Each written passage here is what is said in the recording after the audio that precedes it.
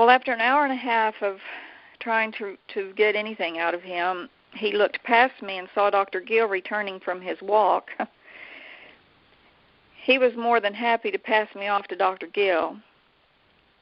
So I finally had my opportunity to sit in front of the man that was ruling my son as suicide. He wouldn't look at me. He kept his eyes downcast the whole time, and I went through every detail of what he had told me during that first conversation. I asked him, were you mistaken? Were you confused? Were you thinking about another case? What was up with that? Where did all of that come from? And now suddenly it's just a suicide, but yet you have no details about this cause of death.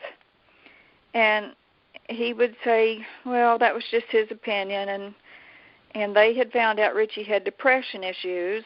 And I said, well, yeah, he always had. The little fellow had dealt with anxiety and depression issues since he was small. But I said, Dr. Gill, depression in itself doesn't kill you. You have to still have a mechanism to halt your breathing and your heartbeat.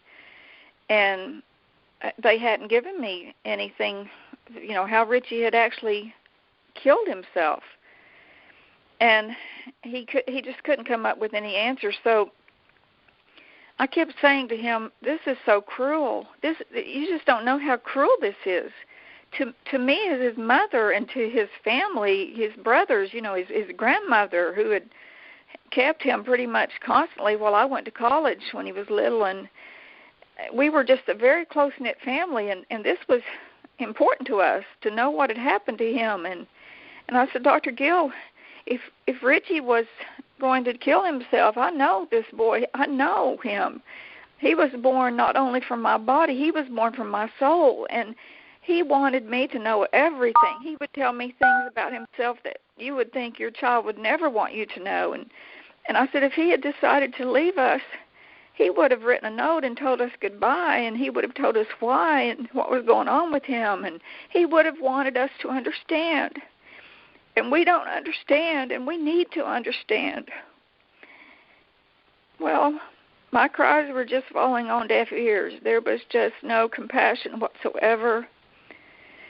It was just turning into a rude situation, a very awkward situation. And finally I just thought, well, I'm getting nowhere. I better get back to work. Probably be in trouble there too now. I've taken quite an extended lunch period. So I drive back to my office, and I'm just destroyed. I remember being afraid for my own health. I felt like I couldn't breathe. I couldn't think straight. I thought to myself, if you don't calm down, you're going to have a stroke. You've just got to calm yourself down. I got back to my desk, and I was sitting there, and it was like the air was too thin in the room, and the lights were too bright, and just a horrid feeling of a non-reality almost, like I was in some kind of netherworld of unreality, and I was starting to panic. Thought, this just can't be happening. Surely I'll wake up in a minute. And during that horrid moment, I heard the sweetest voice said, read the 27th Psalm. Now remember, the 27th Psalm was one of the verses, the scriptures that I had asked to be read at Richie's services, and we did have two. There was one in Kansas City and then one back home where I buried him next to my father in Comanche, Oklahoma. And both pastors had struggled with that psalm. As I would sit in each of the services, my mind would tell me that was a very inappropriate selection I had given them. They were struggling to try to find something comforting in it to be nice for the family. It wasn't funeral fare, to be honest. It was a psalm that spoke of warfare and enemies and people lying about you, and just not a funeral verse. But even as they were reading it, and my head was telling me that it was all wrong, my heart, my spirit was still satisfied that I had chosen the right thing. Well, now here I am 6 weeks later, and I'm just in quite a panic and in a horror of sorts, and I hear this voice say, read the 27th Psalm. I reach over to my side table where I'd left my Bible open to that psalm as a memorial to Richie, and I picked it up, and I began to read, the Lord is my light and my salvation. And as I'm saying the words of the psalm, it's like my mouth was reading the words, but my mind was still out in left field somewhere, just searching and spinning. I get to verse 12, and suddenly the verse jumps up off the page at me. I read, deliver me not over to the will of my enemies, for false witnesses have arisen against me, and such as breathe out cruelty. During that 3 hours at the coroner's office, you can't know how many times I had used the word cruel. I had way overused the word cruel. Don't you know how cruel this is to him, to his memory, to his mother, to his grandmother, to his family? Don't you realize how cruel this is? And now here I am looking at this verse from this far-out psalm that both these pastors had struggled with, and it says, false witnesses have arisen against me, and such as breathe out cruelty. Now, it was no coincidence that on the 27th day of the month, October 27th it is now, 12 noon, this little girl says, we're going to rule him a suicide. The 27th Psalm, verse 12, says, false witnesses have risen against me, and such as breathe out cruelty. In other words, liars. Cruel liars are telling lies about me and accusing me of things. And I thought, God, that couldn't be a coincidence. It just couldn't be. A psalm that both pastors had struggled with at Richie's services, a psalm that spoke of warfare and enemies and liars, a psalm that was so unfitting for a funeral had just become my greatest comfort. A presence filled that cubicle, and it was like a warm blanket was wrapped around me, and suddenly it was a little easier to breathe, a little easier to think, because in that moment I knew that God had foreseen what was going to happen, and he had given those scriptures to me for a reason, because he knew that I would need to know that he knew.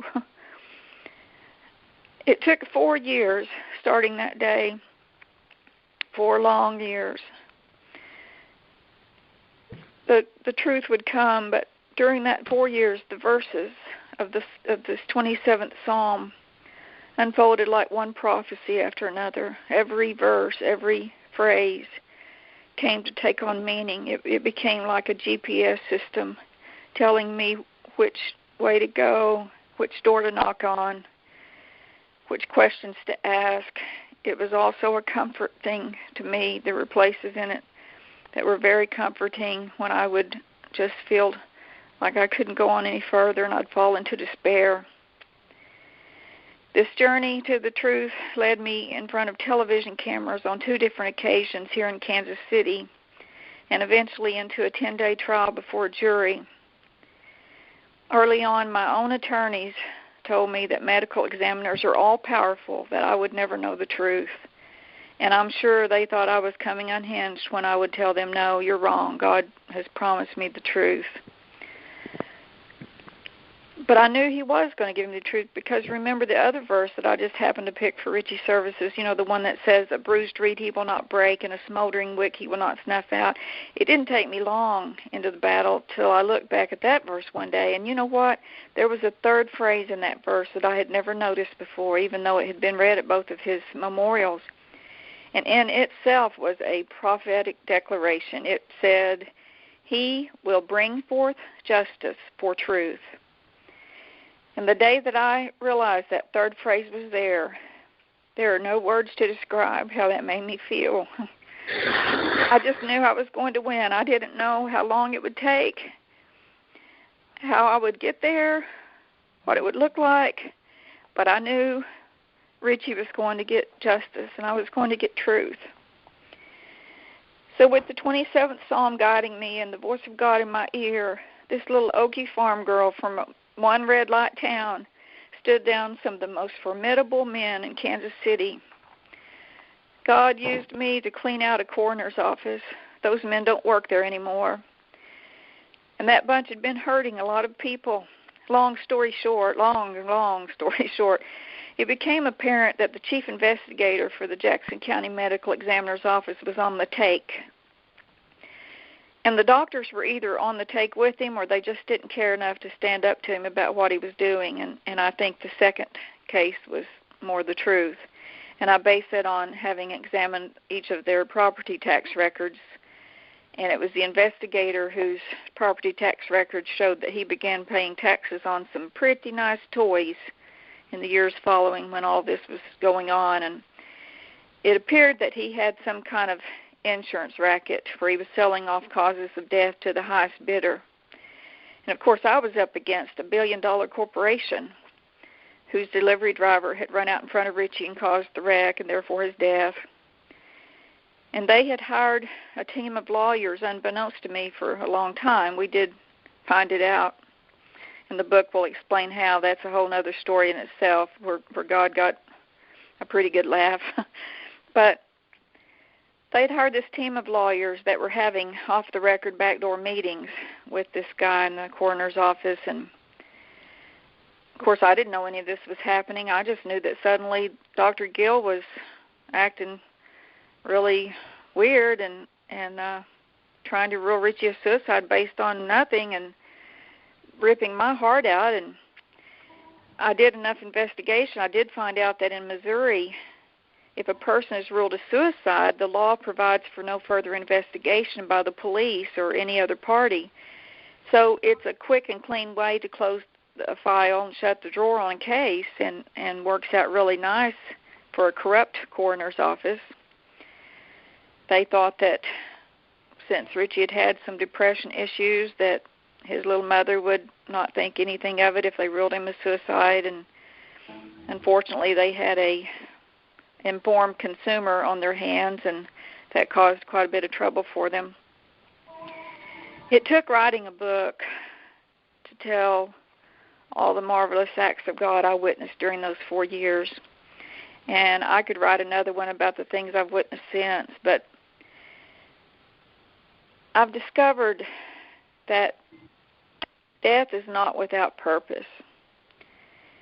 One of the very first ways I realized that at Richie's service here in Kansas City, the pastor gave an invitation, and 5 souls were saved that day. As shy as Richie was, as backward as he was, I don't know if he would have ever won 5 souls to Christ in his life. I don't know.